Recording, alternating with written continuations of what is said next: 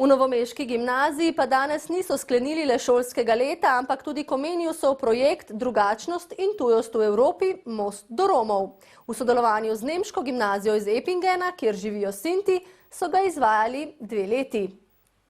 Danes so tako predstavili rezultate projekta, v katerem je na slovenski in nemški strani sodelovalo 19 dijakov. To, kar mislim, da so odnesli, je v različnih delavnicah, ki smo jih imeli z Romi, ali pa tudi tam, kjer smo spoznavili zgodovino Romov oziroma njihovo usodo v času nacizma.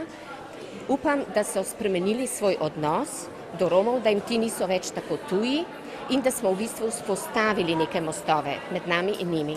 S projektom so želeli prispevati k večji integraciji ljudi drugačnega socialnega in kulturnega porekla ter opozoriti na velike težave z izločenostjo družbenih skupin.